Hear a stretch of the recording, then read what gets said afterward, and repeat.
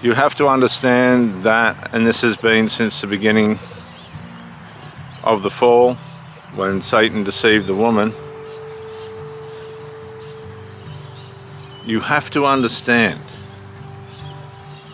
that there was a fallen, sinful nature put inside us, and it gets aroused by rules and things that we think we need to do or not do to make our partner happy or stop them from being sad. There are relationship conditions, of course, that we agree to before we go into them. And then once we're past that stage, we're released to live a happy and free life, based on the fact that we're going to do the right thing by each other. What a lot of people don't realize is the intimate dimension, the sexual dimension, can open and arouse our passions and desires and deceitfulnesses in a way in which our sinful nature can cordial its way in and begin to influence the mind and the passions and desires against the relationship. They start to make the eyes wander, the heart look at people in different ways in which there's this constant lust. The lust doorways are open, and you see these people being attracted to, with this courage, with this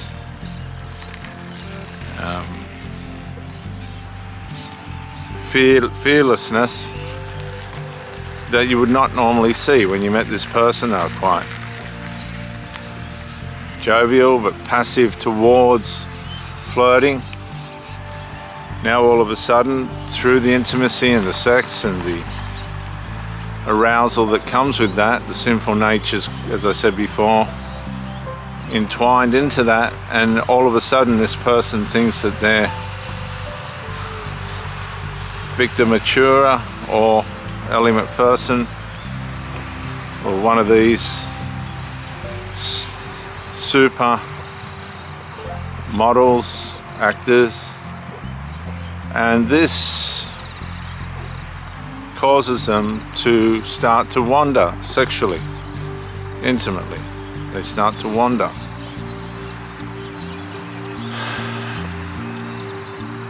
And this is where the trouble starts, because you're continuing to be intimate with your partner, but your partner's lost their way as to restraint. They don't know how to restrain themselves or control themselves in a way in which is going to keep themselves safe from their lusts and deceitfulness. And this plays out in many, many different ways. Usually your first sign will be they start to want space, illegitimate space. Space has its legitimacy,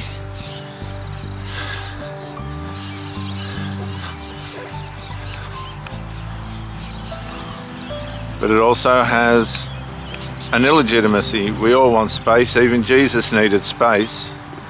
That's fine. But when it's space for that person to venture out, looking, putting themselves in situations where they're allowing their lust to flow over onto people outside the relationship, and they're emotionally grooming people because it feels good, even though it's not, you could be in big trouble, because this is how a lot of relationships are ruined. This can happen through resentments. The person might not get their way. Usually resentments on the selfish side, or resentments as a matter of consistent unresolved. That will bring resentment if you're not resolving issues that deserve to be resolved, and you're feigning that you're repairing these issues, or temporarily repairing them and then allowing them to manifest again, or just ignoring them outright, that is going to cause the person you're with to have resentment, which can blow off into bitterness, which can then be avenues for the passions and desires that are wandering to emotionally connect to somebody else as a way of a cure from the aggravations and frustrations that you've caused by way of negligence towards resolve. Let's go, please. Come on, mate. Quick. Up, up.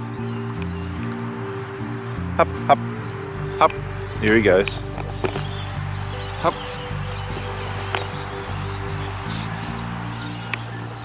This is where a lot of people come undone, because we get prideful. When we get prideful, we become negligent. We become negligent towards the person that we're with. We think that we're better than we are.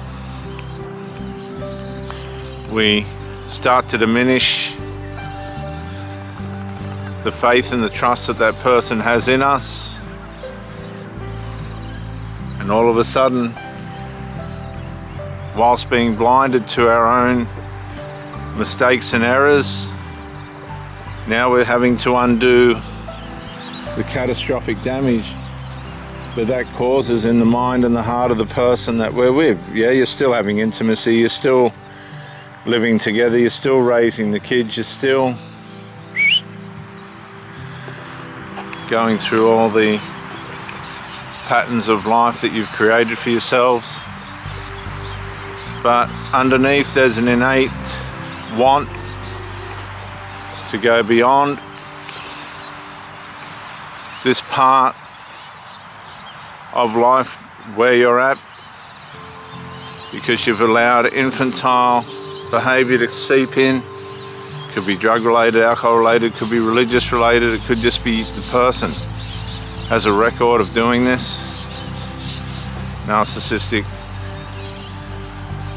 type behavior. Narcissism really does reflect how the sinful nature works to undo and undermine all the good things in our life, to replicate how the devil deceives and destroys his followers. And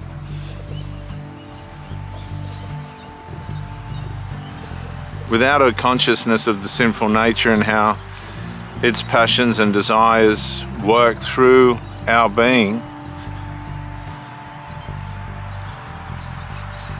and make us believe that evil's good by way of feelings and lust, which overcome our mind, and the way in which we process evil. Evil begins to be processed as something that you need and want. This is why a lot of good,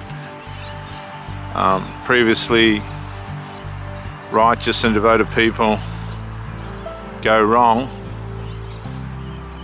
The sinful nature slowly seeps into the mind, making evil look attractive and worth the consequences. This is how the sinful nature works.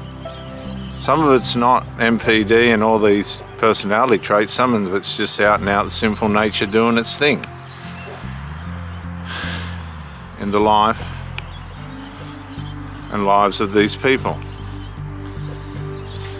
Why you end up with addicts and drunks and all this other stuff, because the sinful nature can fast track itself into the mind through those chemicals. Let's go, please. Hey. Hey. Come on. Quick.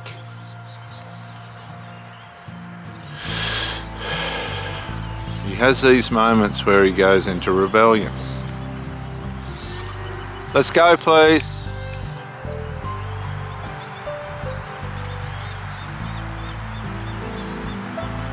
Come on, mate.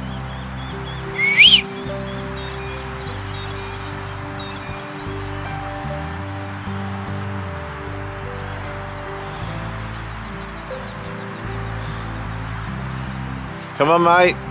You're not listening. Sinful nature works in so many dangerous ways, and you need to be aware of it and go into combat against it.